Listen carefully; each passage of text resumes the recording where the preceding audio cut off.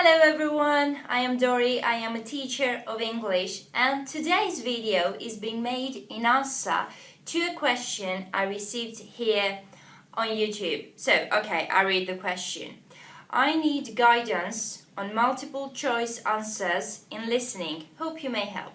Okay, those of you who have just started out, you may want to check out this video first, where at 7:33 I start talking about multiple choice answers.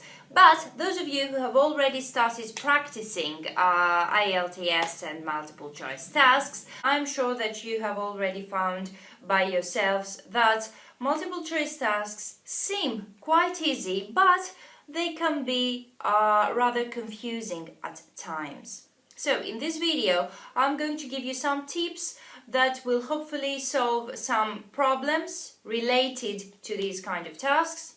And, well, hopefully they will help you score more. But first of all, let's remember really quickly, first off, some key points in terms of the strategy we follow, okay? First of all, the questions on paper will be heard in the same order, but the options A, B or C may not be heard in this way.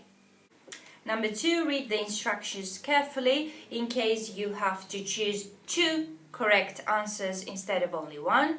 Number 3, underline keywords before the listening starts in order to help you organize your thought and stay alert during the listening.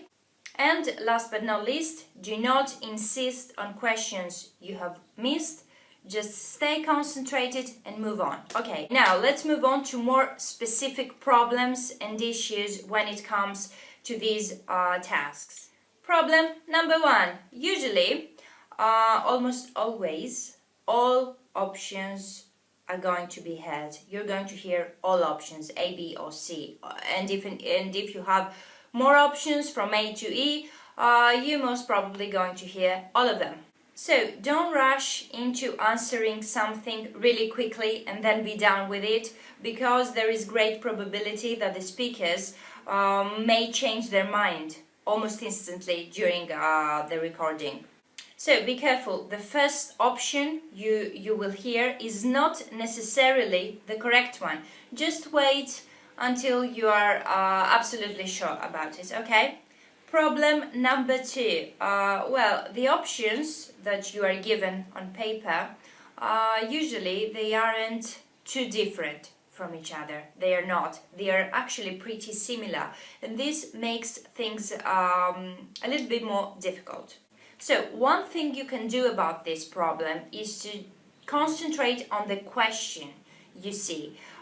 Because sometimes an option may be presented, may be heard as the correct option, but not in terms of the specific question that you are asked to answer. Okay, do you know what I mean? So please be very careful to read the questions and what you are asked in order to choose the correct answer, the correct option.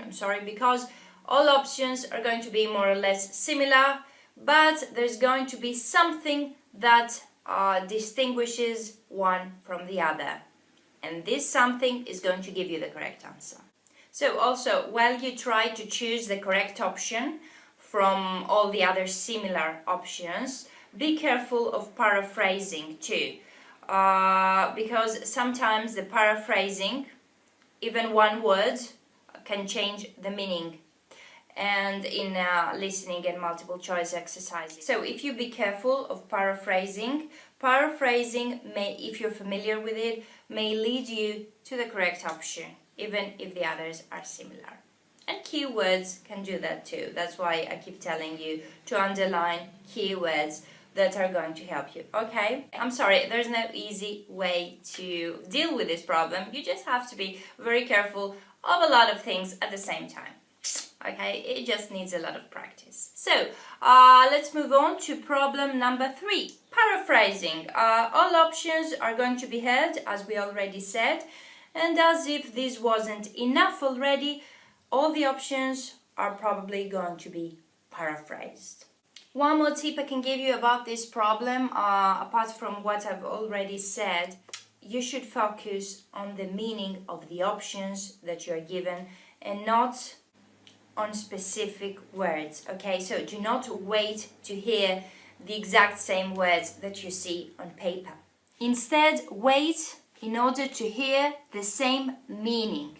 And underlining is important, but underlining is actually there to help you stay alert during the listening section and help you know when the correct answer is going to be heard.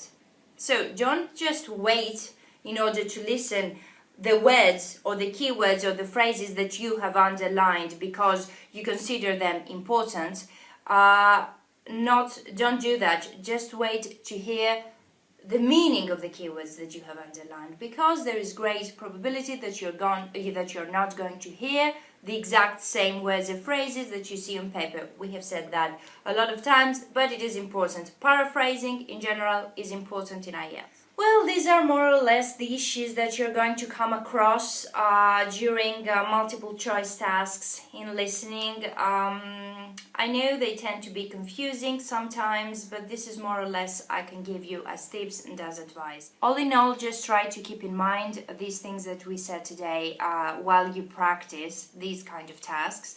And but all in all, in listening in general, in every task, just try not to lose focus as much as you can. And as far as IELTS in general is concerned, all 4 sections, I can give you tips, I can give you advice. You can follow strategies that they're going to help you, no doubt about that. But what you can really do in order to help you even more is to learn the language as a whole a little bit better and focus on your own weaknesses and try to solve them and sort them out. This can really help you raise your band score. Well, okay, that's it for today. I hope you found this video helpful in terms of how to deal with problems concerning multiple choice tasks. If you have any questions or comments, please do leave them down below in the comments section, or in Facebook and Twitter and Google+. I have added all 3 links down below. If your question is a common problem, I will make a video out of it. Until then, good luck with the exam.